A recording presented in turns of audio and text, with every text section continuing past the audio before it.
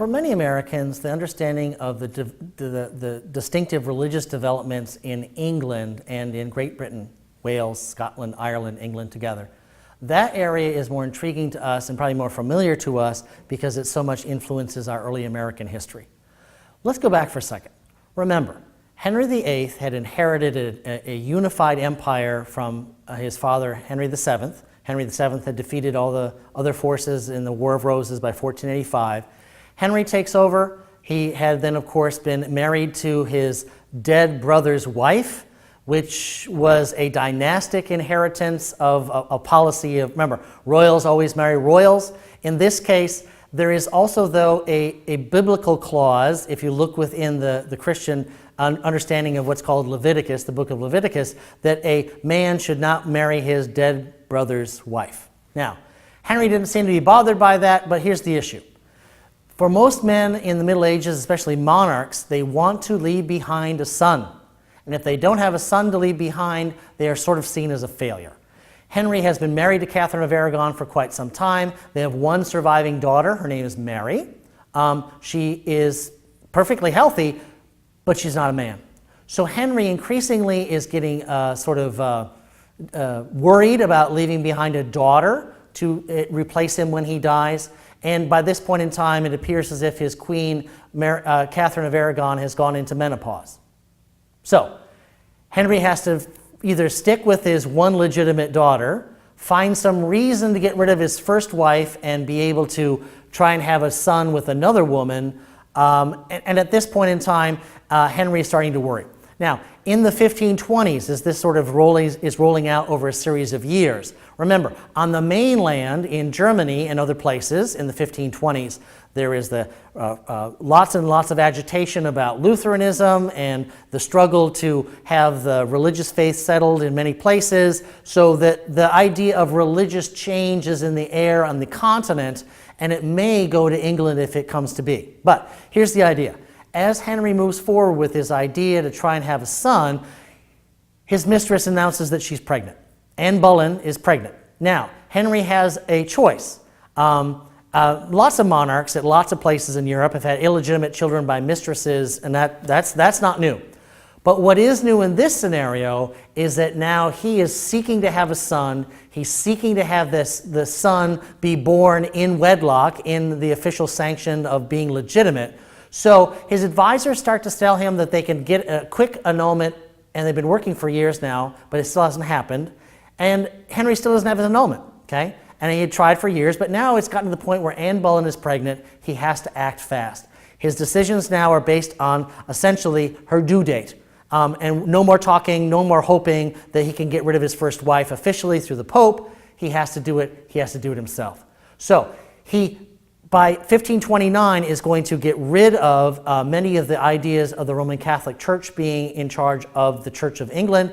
He's going to use his ideas with working with Parliament to set himself into the position of being the head of the church in England, and then grant himself a divorce, marry secretly, before this, marry his mistress, and when the mistress gives birth to a young child, it's a daughter.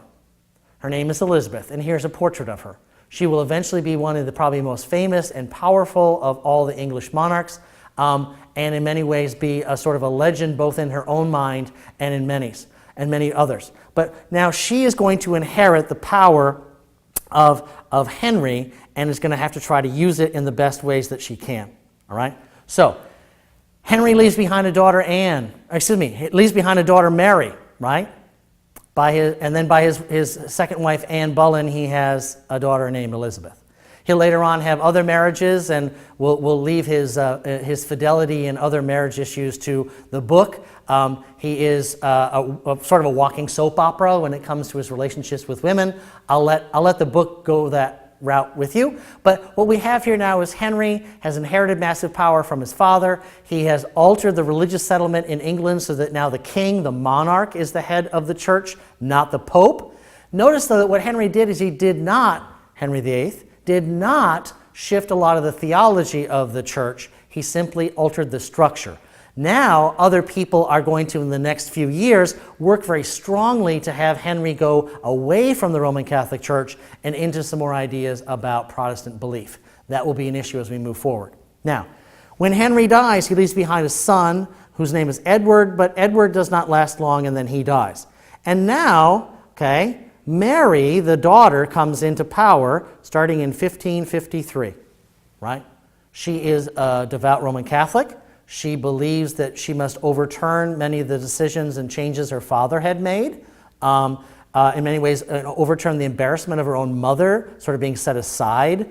And also, she has a half-sister, Elizabeth, sort of waiting in the wings, Mary has basically have her under house arrest. For 5 years, Mary is going to be the Queen of England. She will start to reverse some, but not be able to reverse all of Henry's changes. And she at one point had gotten married to Philip, who's going to be Philip II, King of Spain, ardent Roman Catholic. And Mary and he do not have a surviving child. So that when she dies in 1558, Mary leaves behind only a half-sister, Elizabeth, as the true heir. And now Elizabeth is going to come to the fore and be the monarch of England. Now remember, Henry VIII had started this whole business of getting a new wife with a son to get a son. And now we're back to women controlling the thing that he had hoped a son, a male heir, never had come to fruition, except for that short time period when one of his sickly sons had lived. But now Elizabeth is going to be the queen. She inherits a nation that has lots of different faith values. There's Roman Catholics, there's some Calvinistic ideas, there are some Lutheranistic ideas, there's other independent views of Christianity. There's no uniformity anymore. Mary had tried to start a process of uniformity, at least that was a perception many had. There had been a lot of resistance to her. She had had people executed in public. There's a lot of animosity, a lot of distrust in England regarding religion. Elizabeth had lived to see this, had seen that investigating too closely the religious beliefs of people essentially led to conflict. So in one way that she does this is Elizabeth is going to be known for not prying too much into the souls of men. She's not going to try to investigate too deeply and clearly their exact religious beliefs, believing that that would cause nothing but trouble.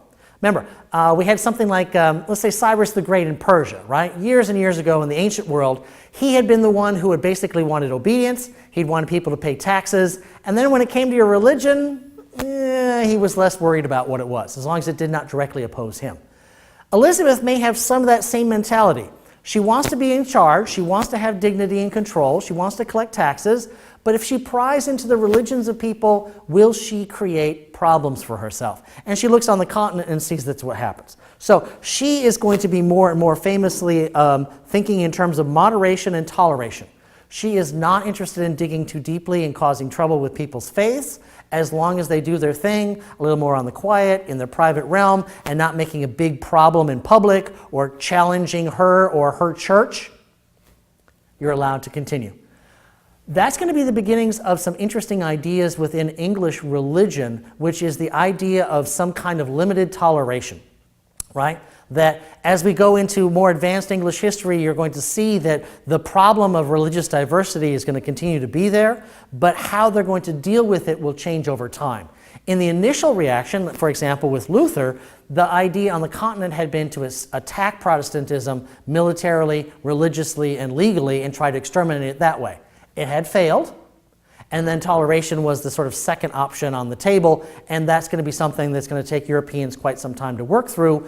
Guaranteeing religious liberty, whether it's at the Peace of Augsburg in 1555, or later on we'll talk about it in the Peace of Westphalia as well. But the idea I'm looking for here, great religious diversity, no uniformity of understanding and tolerance, and what's going to happen is that religion is going to be a continuing issue.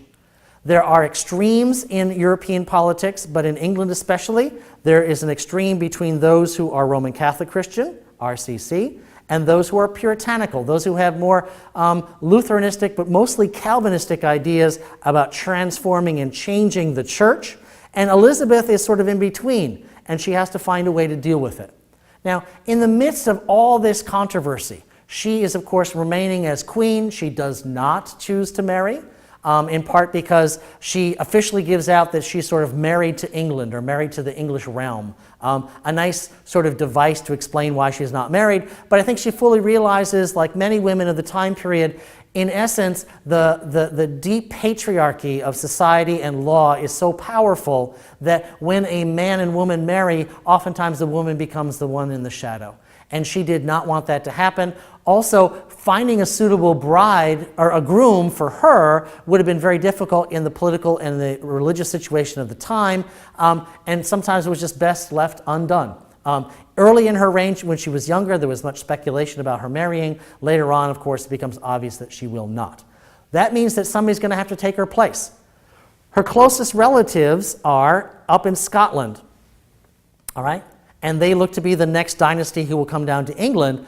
But like we mentioned earlier, John Knox had taken Presbyterianism from Geneva back to Scotland. The royal family maintained a deep loyalty to Roman Catholicism. Mary, Queen of Scots, her own life is a soap opera. If you want to look her up, she's a great soap opera. But essentially what happens is that her own son is kidnapped from her and will be raised as a Calvinist Christian in the Presbyterian tradition. She runs away to England and is taken in by her cousin Elizabeth I and put under house arrest.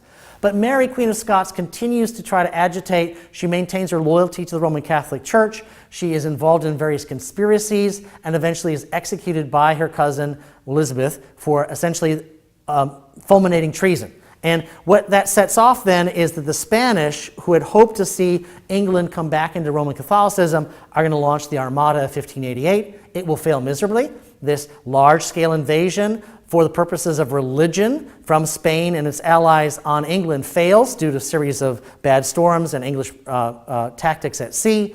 By 1588, after the death of Mary, Queen of Scots, it's quite obvious now that the Spanish are not going to be able to re-Catholicize England, and the Scots are not going to be able to do it either. In that essence, then, Elizabeth will continue to live where she is going to be mixing elements of various kinds of religious faith and staying away from the intoleration that had marked many of the European approaches to religion. She will help establish, even though there's great extremism, she will help establish the idea increasingly in England that it's more about taxes and obedience and less about your religious faith. Not exclusively, but the door is going to be open. Take a look at this key period in talking about and learning more about English history, and also especially take a look at the very complex nature of the religious changes of Henry VIII through his children all the way to Elizabeth.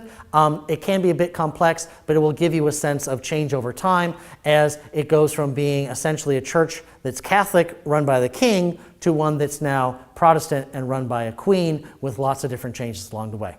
Also see if there's some of the sample questions that can help clarify some issues here.